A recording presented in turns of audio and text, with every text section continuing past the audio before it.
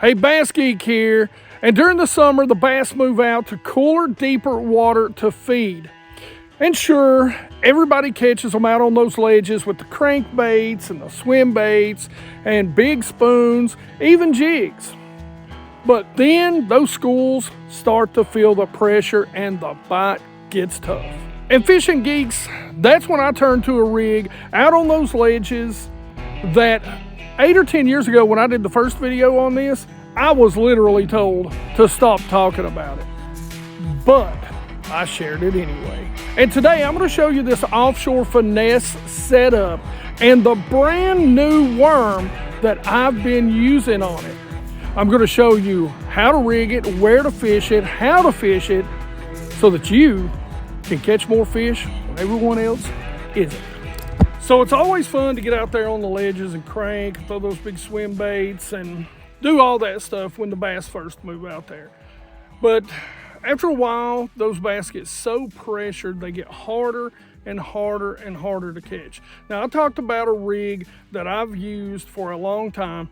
I really talked about it, and if you wait till the end of the video, I'll send you to one of the original versions of this video that we did a long time ago. And even though now this is a pretty well-known rig, back then, especially on the ledges, and even now, especially out in open water and on the ledges, this rig really still, you don't associate it with being out there and ledge fishing, because ledge fishing is commonly considered a power fishing thing to do, I guess you would say. It's just you're cranking deep crankbaits, you're throwing those bigger soft swim baits, you're throwing those big spoons or whatever, dragging big football jigs, so on and so on. Well, this is actually a bait and a rig that I got told to not talk about, and it's really a Magnum Finesse Neko rig. This bait, when hit is tough, is one of the best fish catchers, and I've been doing this for years, well before I ever started YouTube, and it's always done with a little bigger finesse worm.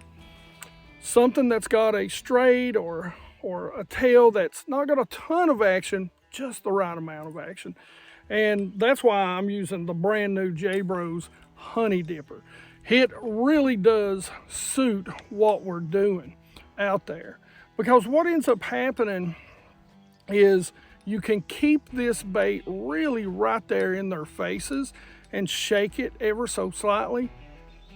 And finally, those big bass just inhale and take this bait in. It is really that simple. It's a wacky rig combo, and I always say this about the Neko rig, one of my favorite rigs. It's a wacky rig meets a shaky head.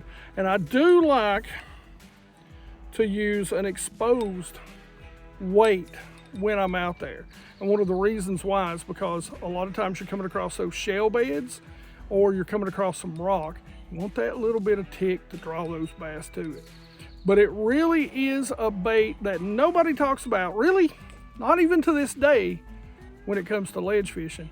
And it may be one of the most deadly techniques you can try. Now, let me tell you why the Honey Dipper from J-Bros has become one of my favorite little worms for this technique. All right, geeks, so let me talk to you about the new worm, the brand new worm from J-Bros that I've been using on this. And the reason why I've been using this is it's a finesse worm, but let me tell you, geeks, this is one girthy finesse worm. So this thing is 7.3 inches and it has got some girth to it. So when you're out there fishing that deeper water, whether it be ledges on the Tennessee River or whether it be points and humps like here on South Holston or Douglas Lake or anywhere else, you want to make sure, because you're in deeper water, that your worm still has the ability to displace some water, to make a little vibration. And that's why I've been using this little worm right here. This is a brand new worm from J-Bros, and this is called the Honey Dipper. And when we talk about water displacement, you can see all kinds of reasons that this is going to push water and push some vibrations into it. Just along the body alone, you're going to get some real water movement. Now, you come up to this smooth tail and you can see how soft this bait is, and then you get this tail that's a little more bulbous. So there's no doubt, geeks, this is one heck of a girthy worm.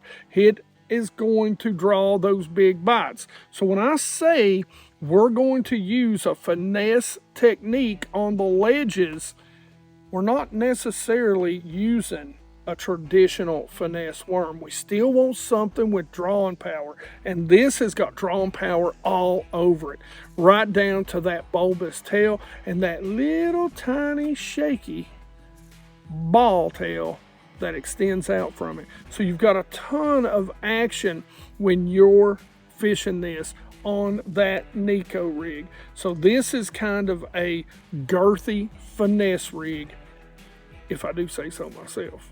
Now, geeks, you can rig this a ton of different ways. It's a great shaky head worm. It's an incredible, believe it or not, this thing is incredible on a Carolina rig.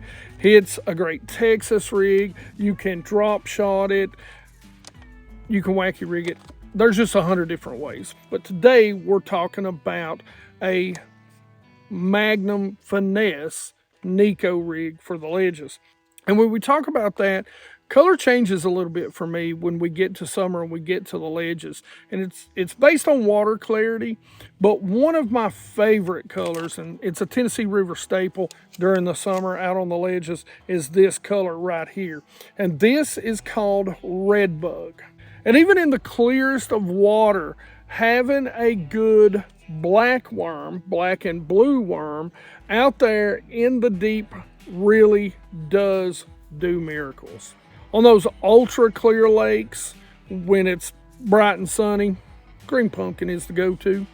And this is an oldie but a goodie. And I'm telling you, somebody's going to hate me talking about throwing this color out on the ledges. I promise we're going to get a comment about this down in the comment section. And that's good old motor oil. And one of my sneaky colors that I kind of hate telling you about, when they're out there and there's a lot of shad present, especially some of those gizzard shad out on those ledges or those points, silver shad is hard to beat. And a little tip, when you're using the silver shad or shad in the area, hop it constantly. Don't ever let it sit. Now, that's just a few colors that I like out there on the ledges. Those are my go-to colors. Now, they make a ton of different colors, from morning dawn to watermelon red. I mean, a ton of different colors. Make sure you go check them out. Links, of course, down there in the description. Help support those local small businesses, especially made in the USA. Also, everything else will be linked down in links for Tackle Warehouse. It is an affiliate link. If you want to support the channel, that's the best way. We don't do any sort of Patreon or memberships. We want to keep everybody included. That includes every single one of you geeks. So normally when we talk about ledge fishing, we talk about power fishing. This is kind of a heavy finesse. So we're going to go away from the bait caster. We're going to pick up a spinning rod and reel. We're just going to get more feel out of it. But all that being said, because you're putting a little bit of weight on here, a little bit more than you would fishing it up shallow, because you're going to be out there in 15, 20, 25, 30, even down to 40 feet. So you need a little bit of weight, and you need a rod that's going to handle that.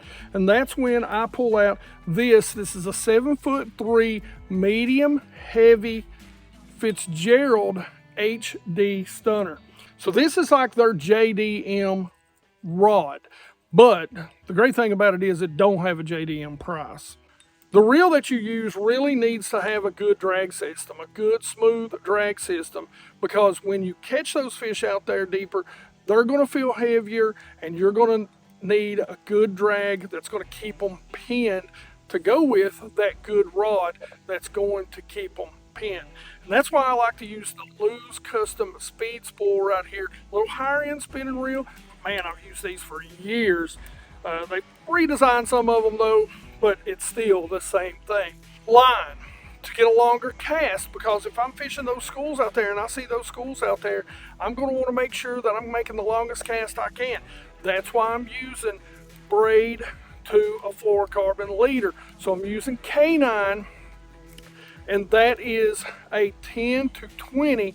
Most of the time out on the ledge, it's going to be 20-pound test, but it is a small diameter, extremely smooth, extremely long casting.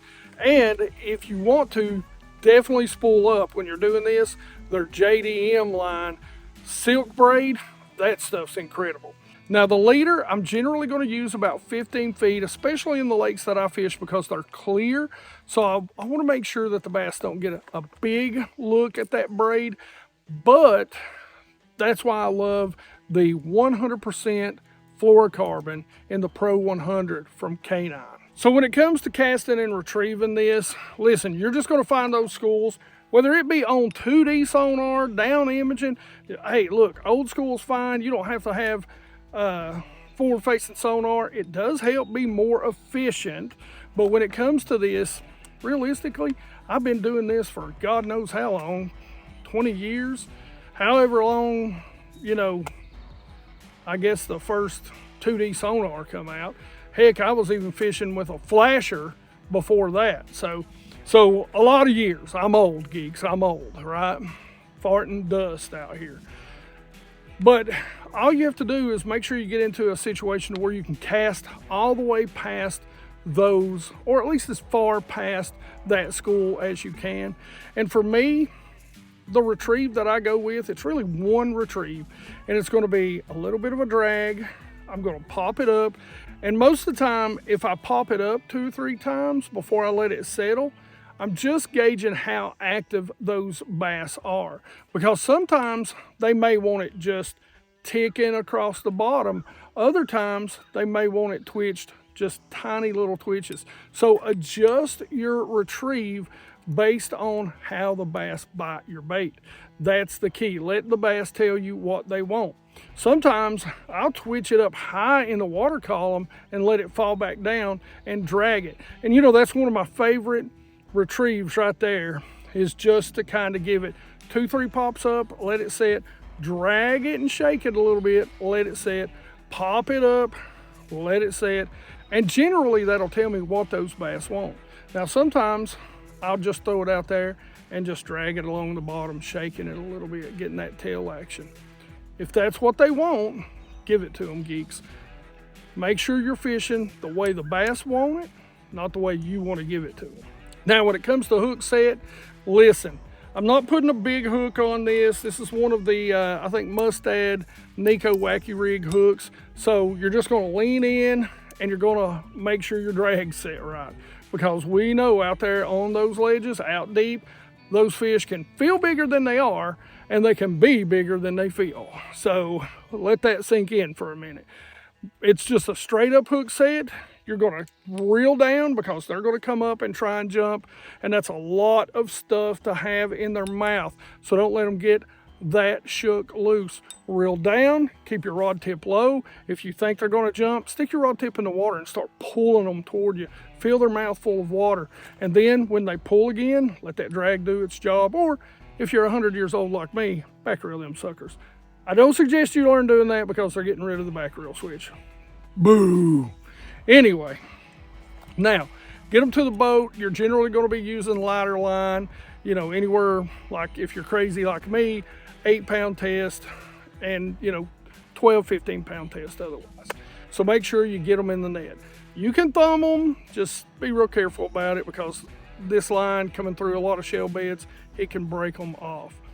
All right, now, like I said at the beginning of the video, you want to go see that and read the comments and see some of the people tell me to shut up. You can go watch that video right here. Otherwise, questions and comments in the comment section below. Like it if you like it. Don't forget to subscribe. Make sure you ring that bell. Be part of the 100% Watch Squad, geeks. We love you. We need you. And you geeks rock.